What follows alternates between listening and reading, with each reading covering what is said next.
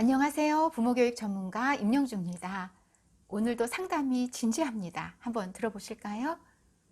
우리 애는 잘못을 해놓고는 제가 무슨 말만 하려고 하면 도망다닙니다.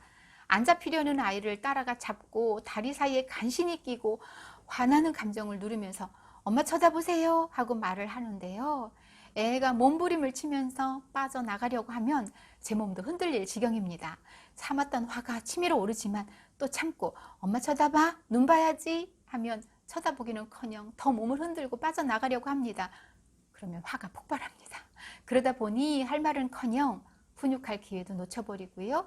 아이한테 참았던 화를 내며 소리를 지르고 맙니다. 박사님의 훈육의 말 잘 실천하려고 했거든요. 목소리 차분히 하고 아이가 눈 쳐다보면 훈육할 내용을 잘 말하려고 했는데 도대체 아이가 기회를 안 주네요. 우리 아이가 무슨 문제가 있는 건가요? 아이가 산만해서 안 쳐다보고 그런 건가요? 아무래도 제 방법도 문제겠죠. 엄마로서 미숙한 것 같아서 걱정입니다.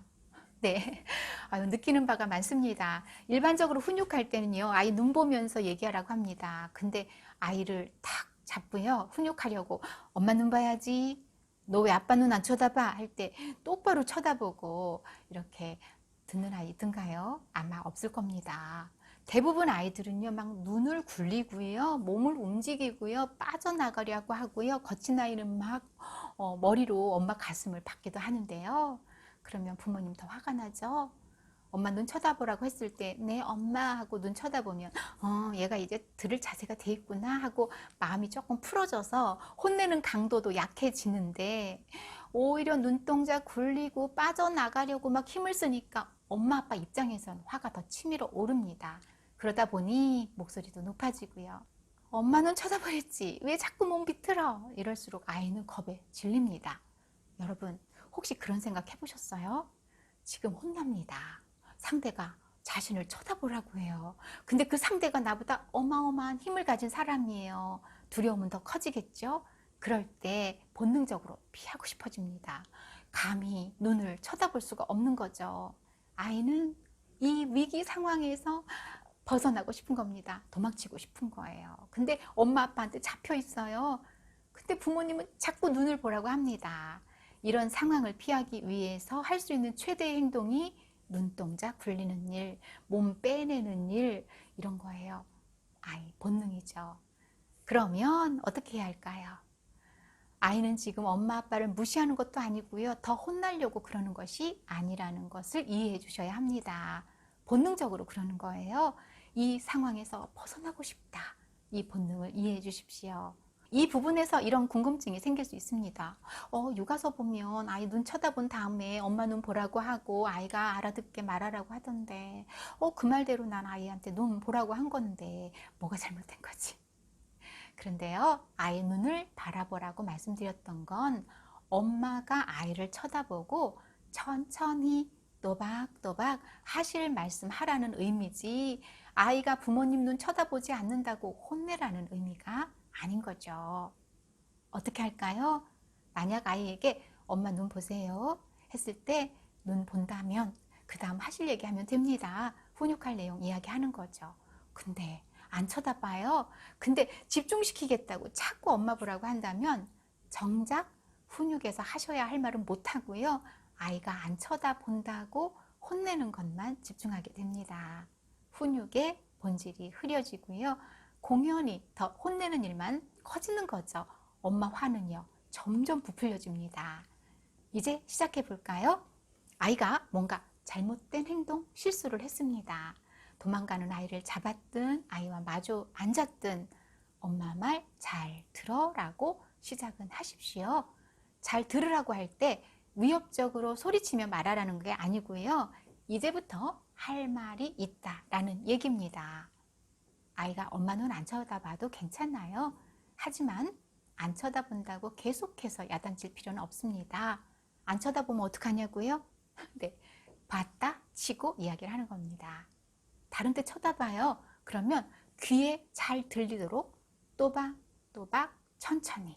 그 다음 훈육의 시간은요, 길면 효과 떨어집니다 라고 제가 칼럼에서도 또 오디오 클립 버럭엄마 우아하게 아이 키우기에서도 훈육 효과 어떻게 하면 좋은지 잘 설명해 놨습니다. 참고하시고요. 아이 혼낼 때 엄마는 쳐다보라고, 아빠는 쳐다보라고 야단치지 마십시오.